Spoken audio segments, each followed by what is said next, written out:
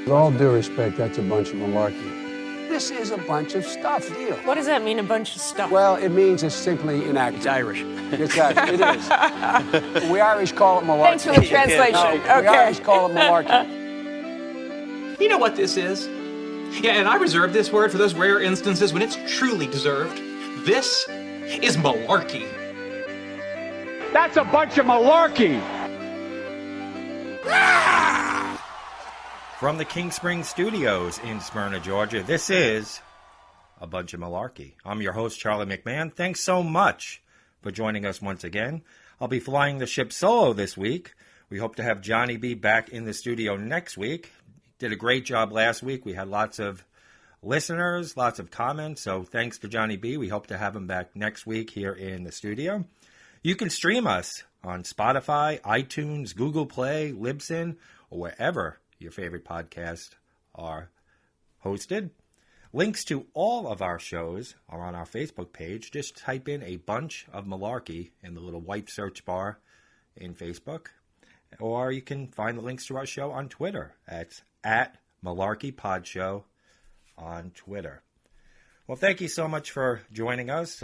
Coming off another eventful weekend here in the Atlanta metro area. I was going to start off with something different, but I have to tell you guys a story about what happened on Friday. This was after the last taping last week on Tuesday. So as you know, I worked in a parking lot for the last 2.5 years near courthouses. And I actually wrote a book about that, which is coming out on October 13th, and we'll be reading another funny story from that book at the end of this podcast. But at that parking lot, I got to know there were a lot of regular customers. In addition to people coming to court, there were a lot of attorneys and a lot of court employees that parked there, who I got to know very well in 2.5 years. I saw them every day or 3, 4, 5 times a week. And we got to talking about family and all kinds of stuff. Some just small talk about the weather. Other people I got into more detailed conversations with, got to know about their families, and it was really great getting to know everybody, and a few I still keep in touch with on Facebook and social media. A few I gave my number out to, and vice versa. And, you know, it's one of those things where when you give your number out, we'll keep in touch, and, you know, sometimes it's just bullshit. You're never going to hear from them again. But last week, after the last taping of this podcast, I think it was on Wednesday, I got an email from an attorney that I used to see in the parking lot all the time. Very nice guy. We used to talk in depth. I got to know a little bit about his family, vice versa. And we used to joke around a lot about the crazy stuff that went on up at the parking lot. So I received an email from him late Wednesday asking me if I was free to go to lunch on Friday. You know, we hadn't seen each other since March, and I thought it would be good to catch up. And he wanted to see how I was progressing on the book, because I had told him I was going to write a book about all the craziness that went on up at that parking lot. So I said, sure. I said, where would you like to meet? So he suggested the town where the parking lot is, because that's where he does most of his work. And he says that there's a restaurant there. I'm not going to name the restaurant, but that he frequents several times a week. He knows everybody in there, even if it's crowded. They'll get him a table. You know, he was talking like he was Goodfellas, where, you know, he'd slip the guy a 20 and they'd bring out a table from the back and he'd be saluted by the live entertainment. But anyway, I said, that sounds great. What time would you like to meet? He said around noon. I said, great. So I headed up to the restaurant, got there about 11:45. Just as I was approaching the front door, I saw him coming down the street, which was good, because don't you hate when you have to meet someone and it's crowded and you're in that little vestibule and you feel awkward? So it's good that we arrived at the same time. Yeah, I'm a little neurotic. Every little thing bothers me. You should know that by now. But anyway, he arrived, and we sat down for lunch. We had a great lunch. I told him all about the book. He's excited to read it. And he told me what's been going on up at the courts, things with his family. We had a great lunch. So at the end of the lunch, the bill came, and the waitress, who we knew very well, he thanked her and said, we'll see you again next week, because this was Friday. And so the little billfold thing with the check in it got put on the table. And I said to him, Bill, I said, let me get it. I appreciate you asking me out to lunch and taking an interest in my project, so let me get lunch today. And he says, it's really nice of you, Charlie. I appreciate it. So the bill was like $36. I had a $50 bill on me, and since he knew this wait staff, I put the 50 in there, and I said, it's an excessive tip. It was like a 40% tip, but I said, you know what? She seemed like a college student who was, working hard. So I said, I'm just going to leave the 50. So he looked at the 50 and he said, do you need change? And I said, no, Bill, I'm just going to leave her a nice tip. You seem to know everybody in here, and I want to make sure they're taken care of. He says, oh, that's very generous of you. So being that it was so crowded, I didn't want to leave a $50 bill on the table because it was really crowded in there on Friday. So I said to Bill, I would really like to hand this to the waitress to ensure she gets it. So we were looking all over for her, and she must have been in the back or busy. So he says to one of the busboys who he knows, he says, I don't even remember what the busboy's name is, could you go get Jill, who is the waitress? So the busboy goes and gets Jill. Jill comes on over. Now Bill stands up with the check, with the $50, and hands it to her and says, here you go, honey. I hope you have a great weekend. She says, oh, Bill, that's really generous of you, and gives him a hug. And they hug. And he says, I'll see you next week, honey. And she says, oh, really, thank you, Bill. This was really generous. I hope you have a great weekend. He says, no problem, honey, no problem. And then he sits back down, and we finish our iced tea. So it got me thinking, this was like straight out of Seinfeld. I mean, not that I wanted credit for the tip and paying the check, because you do for others because you want to do it. But the fact that he stood up and handed her that check and then took credit for the tip under false pretenses, he could have easily pointed to me and said, oh, no, thank Charlie over here. He took care of it today. He took credit for that tip and gave her a hug, and it was kind of like over the top. And he kept saying, oh, no problem. You're a great girl.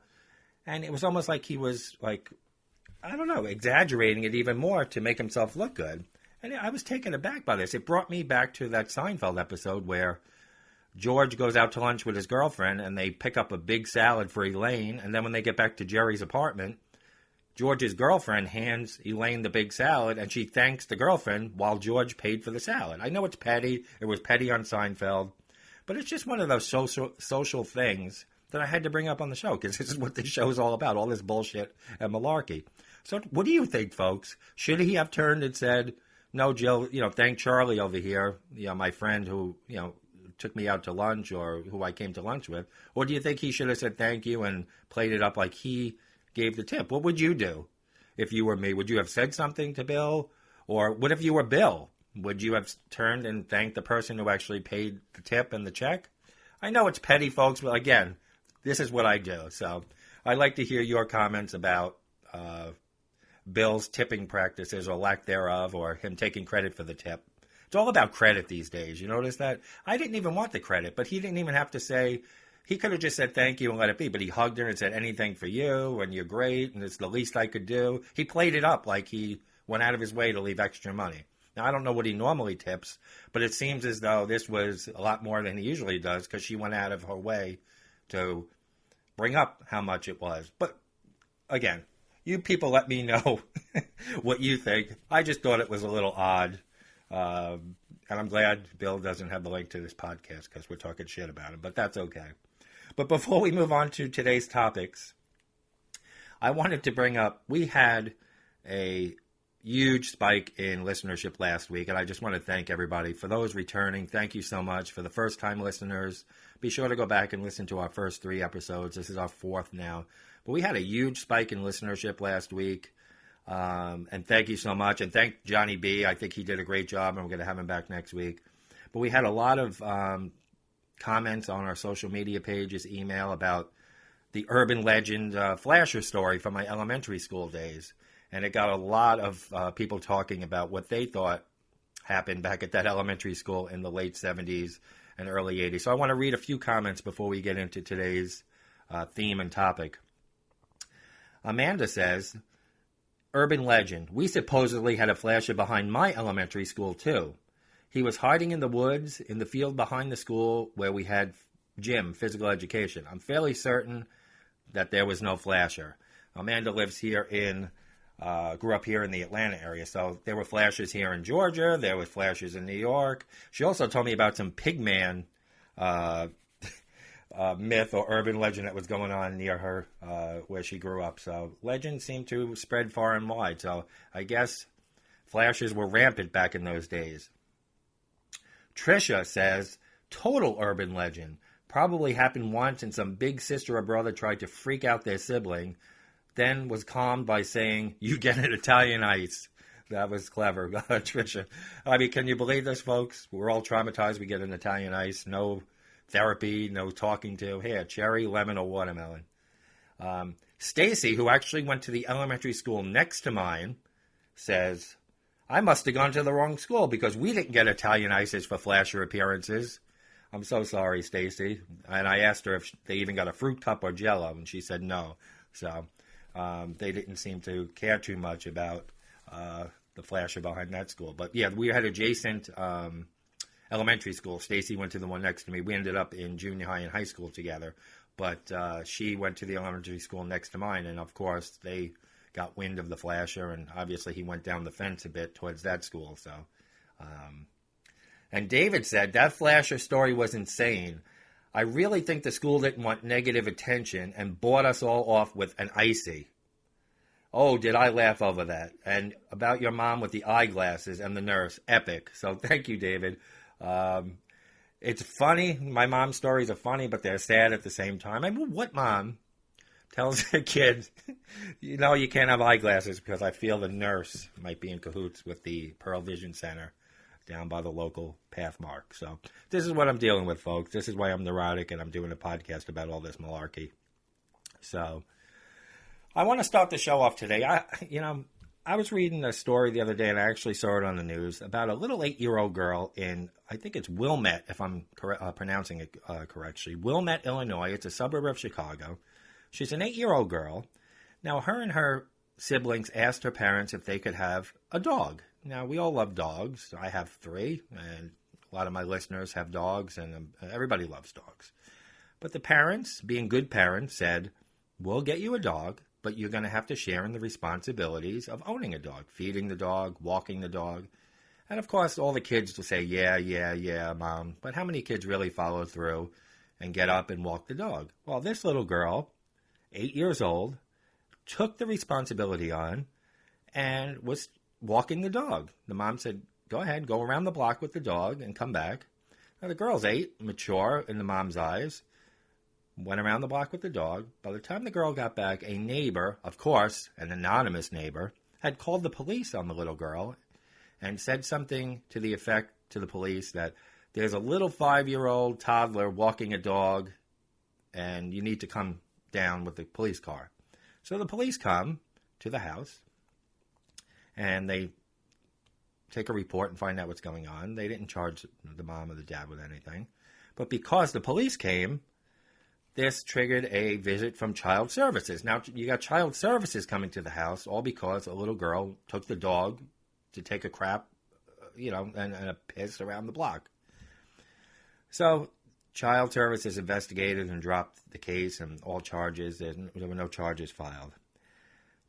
Folks, you got to stop calling the police on kids. Now, I don't have children. I'm not a huge kid fan. I'm not going to lie. I told you the story a few weeks ago about the kid shitting in the pool. I can't get to the pool. I'm not going to sit here and be a hypocrite and say, oh, I love children. I love them. I don't dislike children. I'm not crazy about them like a lot of people who have kids. But you know what? I'm not calling the police on a kid running a lemonade stand down the street. Every time we pass our entry to our subdivision, there's a kid selling something at the door or a stand, lemonade, whatever they're selling. Pull over, give the kid $1 for the 25-cent sugar water that tastes like crap, even if you don't drink it. Make the kid feel important. The kid's out there trying to do the right thing. The parents are actually teaching the children responsibility, walking dogs, being entrepreneurial, setting up a lemonade stand. I actually respect these parents for teaching the kids some responsibility, because all too often today, kids don't have their first job till they're in college. It's not like when we were young, we had paper routes, we turned 16, we got a job at the mall. It doesn't happen anymore unless a family's, middle class, lower middle class, and they need the child to contribute while they're in high school for essentials, clothes, stuff like that. I'm sure that still happens. But in the average suburbs now, from what I hear and see on social media, these kids aren't working anymore. So here you have kids taking responsibility. selling water, pencils, whatever. Even a kid somebody called the police on a kid I saw on the news about a month ago. He was mowing lawns. And then they called the police on the kid because he didn't have a permit or he went over the property line by an inch, and they called the police on the kid. This is out of hand, folks. You know what I find funny is that you have all these people looking out their windows, right? They're all calling the cops on kids selling water and pencils and lemonade. But yet you got a meth lab next door. And when it's busted and they interview the neighbors, you know what they say? Oh, he was a quiet man. He never bothered anybody. This is a quiet neighborhood. He never bothered anybody because he was producing meth around the clock by the kilo next door. And you were oblivious to that, the smell of the meth, everything else coming out from the house next door. But you see a kid on the corner selling pencils or lemonade, you're on the phone with the cops. It doesn't make any sense. But anytime you see an interview on TV, you ever notice that when something happens in a neighborhood, they find the oldest guy in the neighborhood who's been in the neighborhood for 90 years. He can barely walk. Sir, what do you think of what happened? Anything ever happen like this in the neighborhood? I've been here 79 years and I've never seen anything like it. Well, everybody always says that. This is such a quiet neighborhood. Nothing ever happens here. Or he was a nice man, a real family guy, the guy who gets busted. Or he kept to himself. Get the same story on every newscast. That's why I try to avoid local news at all costs, because those are the type of stories you hear nonstop. So, folks, again, kids selling lemonade, you don't even have to buy it. If you don't want to buy it, just drive by. But you know what? Pull over, give the kid a buck, drink the crappy lemonade, buy the Girl Scout cookies. You know, just encourage them to be responsible. Because this is this is deterioration of society. You have kids, the vast majority of them not learning any responsibility at a young age, not having jobs. And here you have the kids that are actually trying to do the right thing, trying to learn responsibility, and they get a bad taste in their mouth. They're like, wow, here I am trying to do the right thing, and people are calling the police on me for walking my dog, for selling lemonade, for selling fruit punch, cookies. Just be nice, folks. Call the police on the crackhead next door. If you see something suspicious next door like that, traffic coming in and out, crazy shit like that, call the police. Don't call the police on the kid selling lemonade. So that takes me, we're talking about responsibility and kids, learning to be alone. All different states have different rules about when you can leave a kid home alone, what the proper age is to leave a kid in the car while you run into the store. I'm not saying like locked up, in the heat where the kid's going to collapse in 3 minutes. I'm talking about a kid who's, 12 years old who can open the window for himself and understands what's going on. But there are different laws in different states. I think it's Utah that just passed a free-range parenting type law where it gives parents more flexibility to make decisions for their children. Because let's face it, folks, parents know the maturity level of their kid, the mental capacity of their child. They know what the kid is capable of, for the most part. It should be up to a parent. I mean, there are going to be parents that use poor judgment. You don't leave a 3-year-old in the house alone and to cook dinner and run the stove and things like that. But you're going to get nuts that are going to break laws and everything anyway. But I'm really a big proponent of parents using their best judgment to know when their kid is ready to be alone or to watch their brother or sister. And that's the kind of family I came from. I came from a very middle-class family. My parents worked in the retail business, so they worked a lot. When we were real small, I have an older sister and a younger brother. When we were real small, my mom was home with us during the day. My dad worked during the day. And then when my dad came home, we had dinner together. And then my mother worked in the evening because we needed the two incomes. We were middle class and, we struggled a lot. So when my sister got to be 12, we're all 2 years apart. When my sister was about 12, I was 10, my brother was 8. That first summer, my mother decided, because my mother was working part-time during the day, like 9 in the morning to 1 in the afternoon, that my sister was old enough and responsible enough to watch us. And we were good kids. We never got into any trouble. We weren't destructive. I mean, we broke our toys and stuff like that, but we were responsible kids. So my mom decided that summer that we were going to be left alone from 9 in the morning till 1. But there were very strict rules. We couldn't light the stove. We could go out in the backyard, but we weren't allowed to go play with our friends in the street because she didn't want us to get hit by a car. So it was a controlled environment. There were very strict rules on what we could and could not do in the house. And she would call on her break and check in on us, make sure everything was okay. My grandparents lived 15 minutes away. My grandparents still worked at that point, but they lived, my grandfather was self-employed as a painter, but he was on and off jobs, and he could run to the house if there was an emergency. And my mom's job was just 10 minutes away. So it was a different time then, and she felt we were responsible for looking after ourselves for a few hours. And it was actually a very good experience at that age. And as we got a little bit older, my mom worked full-time while we were in school, and we would come home, and she would leave notes on what we would cook, what to cook for dinner. And we'd have dinner on the table when my parents came home from work. We learned to do our own laundry. We learned to do our own cooking and cleaning. And it really taught us and prepared us for the real world. Because when I moved out on my own at about 20 years old, I was able to do everything for myself. I didn't have to depend on a girlfriend or a wife or anybody. I was able to be self-sufficient. And same with my brother and sister. So that first summer was a little trial and error stuff. I mean, you leave kids home alone, especially, well, now there's things that occupy kids. You got all these devices, iPads, iPods, video games, and it was the very early stages of video games back then. We had an Atari. I don't think we had the Atari the first summer or two. But anyway, we kept ourselves. MTV was big. It was like the first or second year of MTV. We watched MTV all day long. And I already loved music, but that's how I have my vast musical knowledge now, because we sat around and watched MTV all day. But I was a big reader as a kid. I loved those book fairs at school where you would go and buy the books. They would have the company come in with those big shelving units on wheels. So I read a lot. My sister did her own thing. She talked on the phone a lot with her friends. My brother did his own thing, played with Matchbox cars. We kept busy. We had toys. We never longed for anything. My parents worked hard, so we didn't have to. But then after a while, we started getting bored during the day. How much MTV could you watch? How many phone calls? How long could my sister talk to her friends on the phone? So that 9 a.m. to 1 p.m. became like an eternity by midsummer. So then we started looking for things to do. And even though we were good kids, good kids are going to misbehave a little bit every once in a while. So this is when I guess you can call my production or my my comedy era started. I started getting fascinated with calling. This was before caller ID. We even had rotary phone. It wasn't even push button yet. Well, my sister wasn't really into the whole prank call thing, but my brother was mildly interested. But I had a voice, even at 10 years old, that sounded like an adult. I don't know if my voice matured early, or I just had a professional-sounding voice when I was a kid. So when I got people on the phone, they had no idea they were speaking to a child. I could convince people to do anything on the phone. So it started out small, like a child would.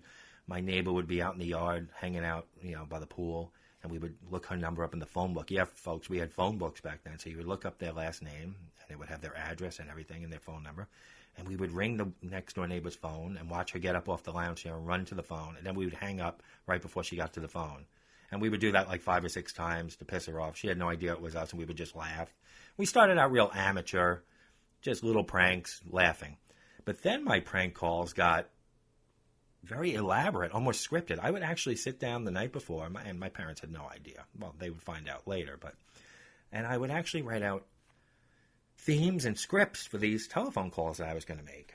And the schemes got more and more and more elaborate. Almost like I can't believe a 10-year-old was thinking of these things. And I want to take you back to when we were being left alone, the kind of things that I did using the telephone. So the first call that I remember doing that was a real success, I had a neighbor across the street. We'll call him Mr. Johnson. He was an average suburban dad with a wife, a daughter, and a son. And his kids were a lot younger than me and my siblings. They were like 3-4-year-old, while we were, 10, 11. So anyway, I looked up his number in the phone book. Now, back then, everybody shopped at Sears. Sears was the big place to go for school clothes. Everything from school clothes to tires for your car to a battery for your car. Everybody went to Sears back then. And everyone, who was anyone, had a Sears credit card in their wallet. Everybody had a Sears charge. So I looked up Mr. Johnson's phone number, who's directly across the street. If I look out the front window of my house at the time, or the front door, or my sister's bedroom window, you can't miss his house. It was right across the street. So I called up, and he answered the phone, and I said, hello, Mr. Johnson.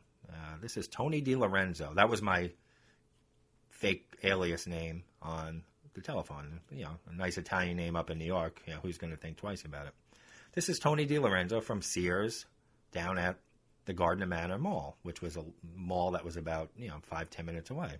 And he says, yes, what can I do for you? I said, Mr. Johnson, I have great news for you today. And he says, oh, yeah, what's that? I said, congratulations. You won a brand new Sears Craftsman lawnmower. So he started laughing, and he said, I didn't enter any drawing for a Sears Craftsman lawnmower. You must have me confused with someone else. I said, oh, no, Mr. Johnson, are you at, and I read his address off, and he says, yes, that's me. And he says, but again, I never entered any drawing. I said, but you are a Sears Charge customer, correct? He says, of course I am. I said, well, we had a drawing in our computer, and we pulled the random names of 3 people in the area who were Sears Charge customers as a thank you for your business, and you came out one of the winners, and you won a brand new Sears Craftsman lawnmower. So he laughed again. He says, okay, all right, what's the catch? I said, I have to be honest with you, Mr. Johnson, there is a catch. He says, what's that? I said, all you have to do is take your old lawnmower, bring it in as a trade-in with 2 forms of ID within the next 3 hours, and the lawnmower is yours. No questions asked. You leave with the new lawnmower. So he really started laughing on the phone, Mr. Johnson, and he said, great, my old lawnmower is about 10 years old. It's on its last legs. Well, yeah, I'll be there as soon as I can. I said, all right, you have 3 hours, starting when we hang up this phone call. Go see, and well, earlier in the day, we had called Sears and called the lawnmower department, and when the gentleman answered the phone, he said, I'll just use a fake name. I won't use the guy, even though it was so long ago. He said, he named his department and said, John Smith speaking. So when we told Mr. Johnson, just go see John Smith, who had answered the phone earlier, we had his name, in the lawnmower department. So we didn't think he was really going to go. We concluded the call. We thought maybe he thought, all right, these are kids playing on the phone. Well, he would call back the store and verify before he went down there. But a few minutes later, we saw his garage door opening, and we saw him and his son come out. The son was about 4 or 5 years old. And Mr. Johnson was pushing his old lawnmower out of the garage. He folded the handle, the lawnmower handle down, and he tied it to the top of his station wagon. Now, I don't know why he didn't put it in the station wagon. I don't know if the seats came out or he had other stuff in there. But he hoisted the lawnmower onto the top of that station wagon, and he got rope out of the garage, and he tied that lawnmower down to the rack on top of the station wagon. And he closed the garage, put his son in the car, and they drove off. So even my sister now was in on it. Well, she's laughing, we're all laughing. And we were wondering, we couldn't go down to the mall. We were home alone, we weren't allowed to leave the house, and it was too far anyway to go on a bike or walk. So we were wondering what the heck was going to happen down at that Sears. So I guess about a half hour went by, and Mr. Johnson came back in the station wagon, pulled into his garage, and we saw a lawnmower on top of the station wagon. But we couldn't make out whether it was a new one or his old one. Obviously, it wasn't a new one. It was his same old, beat-up lawnmower. He untied it, threw it on the ground, and just pushed it into the garage angrily and slammed the garage door shut. So God knows what happened when he went down there. He was wheeling in an old, dirty, grass-filled lawnmower, walked in with a big smile on his face and his 2 forms of ID. It said, hey, I'm here for my free lawnmower. And that guy, John Smith, must have said, what the hell are you talking about? Well, aren't you John Smith? You just called me 5 minutes ago. Here's my old lawnmower. Where the hell's my new lawnmower? So we could only imagine what happened down there at that Sears that afternoon. So this is what we would do when we were home alone because we were bored in the summer. And, was it an inconvenience for Mr. Johnson? Of course. And looking back, it's cruel. But this is what we did when we were home alone. And again, these got more and more creative, these calls. Around Thanksgiving time, well, all year long, we got this paper they would throw in on the driveway called the Penny Saver. It's like a little classified newspaper that advertises local businesses. So we would get this penny saver every week, and we would thumb through it, even as kids, just to see what was in there. And you would get the same businesses advertising all the time in there. And there was always this butcher shop in a town, a couple of towns over from where we lived. We'll call them A&B Meats. And they put out a full-page ad every single week in that penny saver. So when it got to be about a week before Thanksgiving, I was thumbing through the paper, and I saw they had a Thanksgiving ad. Come get your turkey at A&B Meats. 'Tis the season, the whole shebang. So a light bulb went off in my head. Again, I'm 10, 11 years old. I called A&B Meats. And the guy answered very cheerfully, A&B Meats. This is Craig. How may I help you? And I hung up the phone because I just wanted someone's name that worked there. So then my brother and I, went through the phone book, and we called about, I would say, between 30 and 50 people in the phone book and told them that we were Craig from A&B Meats and that we had a raffle and that they won a free 25-pound Thanksgiving turkey. And again, just like Mr. Johnson, all you had to do was come down with 2 forms of ID and claim your turkey. No questions asked. It's a publicity stunt for the town, the neighboring towns. Most people said they weren't interested. They already had their turkey. But I would say a good 20 people, 15 to 20 people, were very interested and said that they would be coming down to get their free 25-pound Thanksgiving turkey. So we waited a few minutes. We waited about 15 minutes. We tried calling A&B Meats, but the lines were busy. Back then, folks, you didn't have caller waiting ID. You got a busy signal.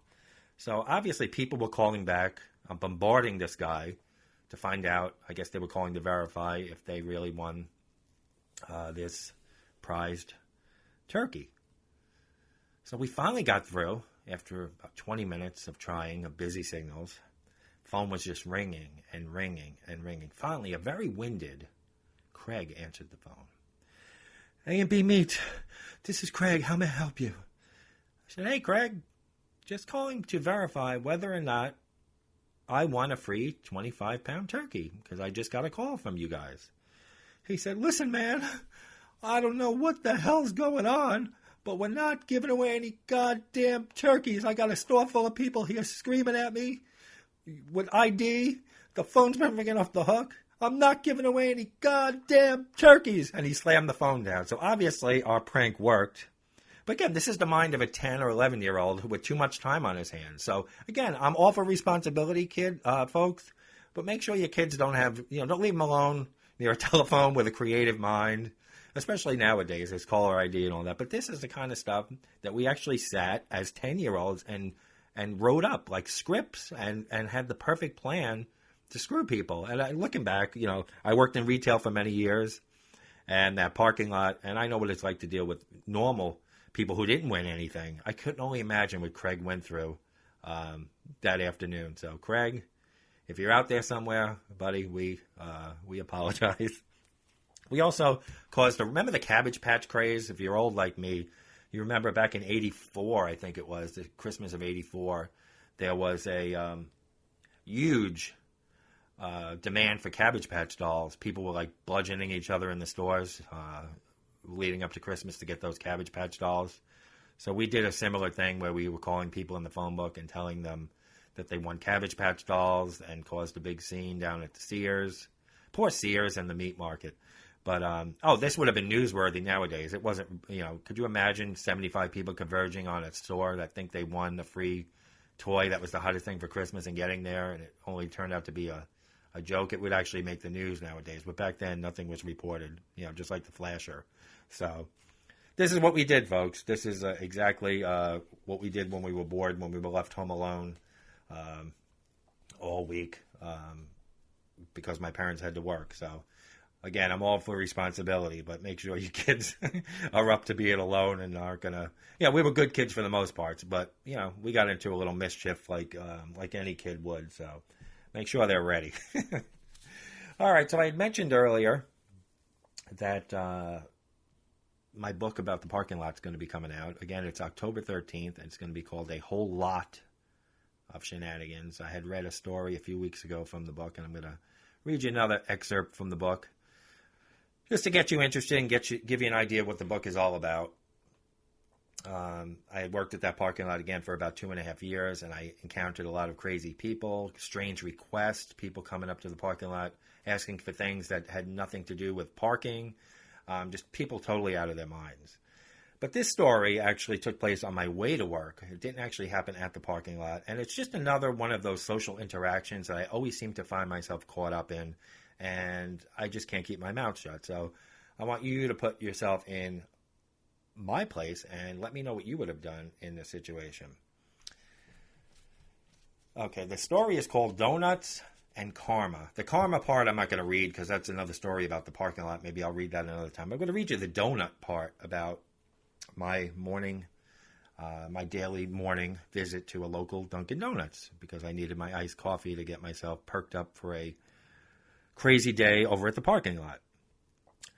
So during my 2+ years at the parking lot, I had the innate ability to determine whether it was going to be an average day of ass clownery or a full-blown day of douchebaggery within the first few minutes of arriving at work.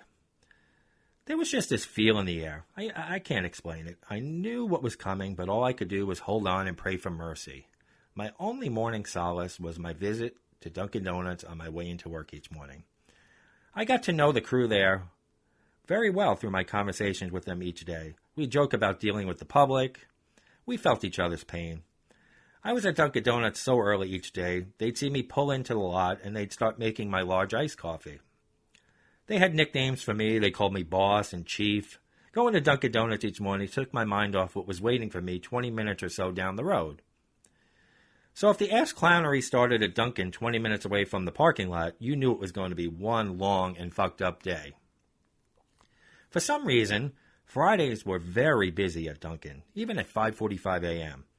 At 5:45 a.m. Monday through Thursday, I was the only guy in the place. But on Fridays, office workers stopped by to load up on dozens of donuts for their places of business. Perhaps it was a TGIF ritual at these offices to get everyone loaded up on sugar and ready for the upcoming weekend.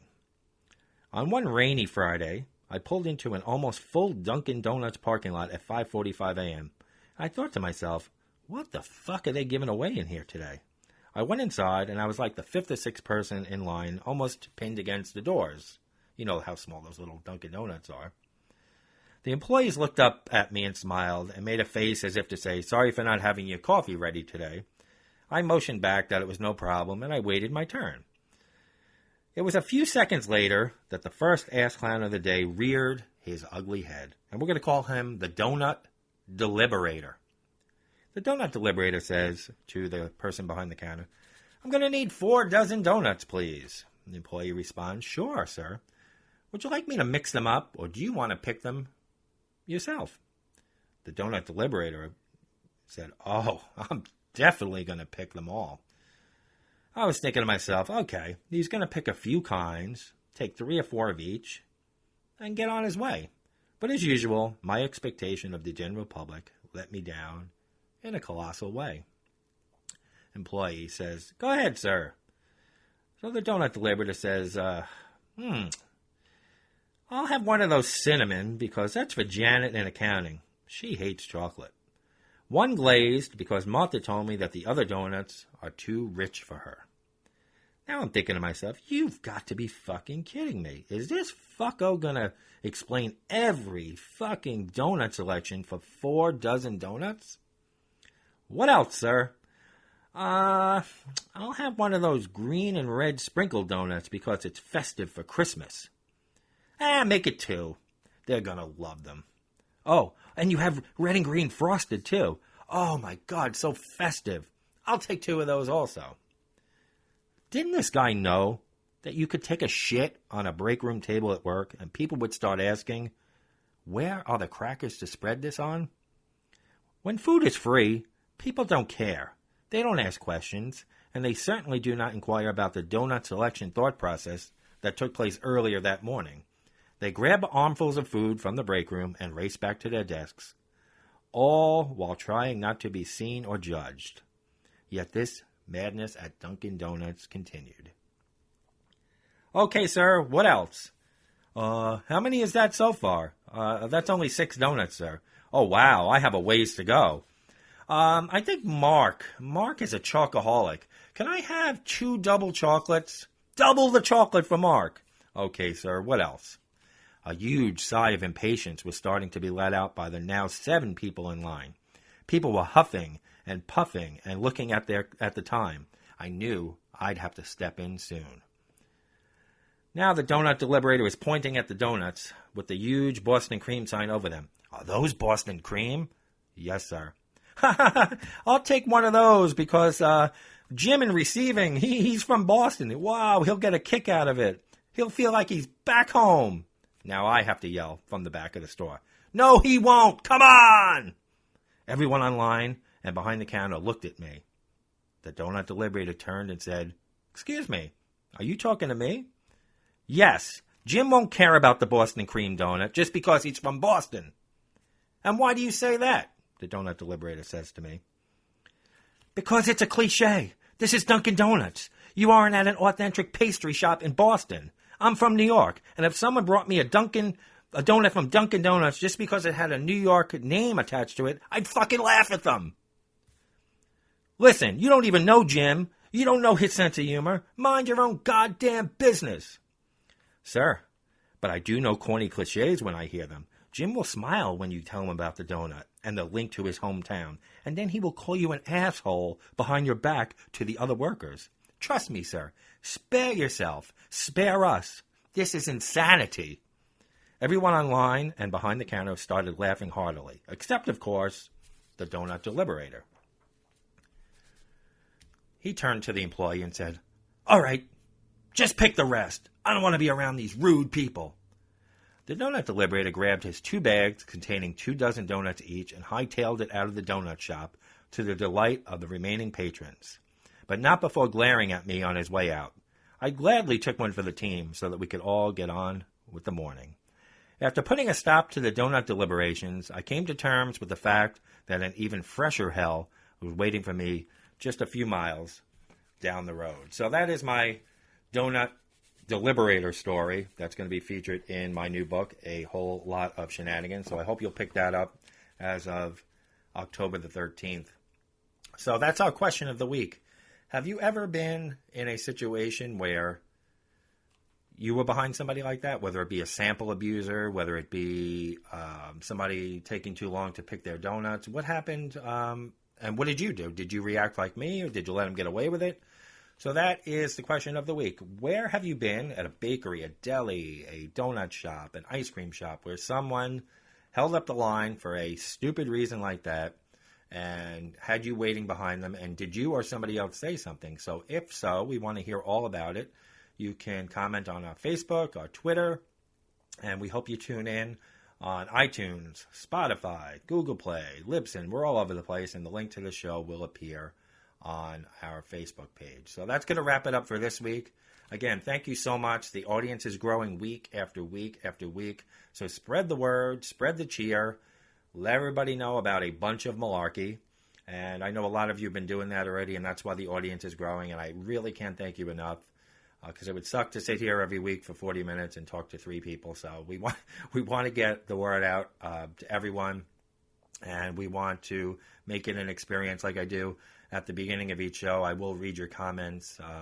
I will post this show, and I will also post that question. So I will read your comments here on the air next week. So again, I can't thank you enough for the increased amount of listeners every week. It really is a great thing to see everybody interacting on the social media and letting us know what you think about the show.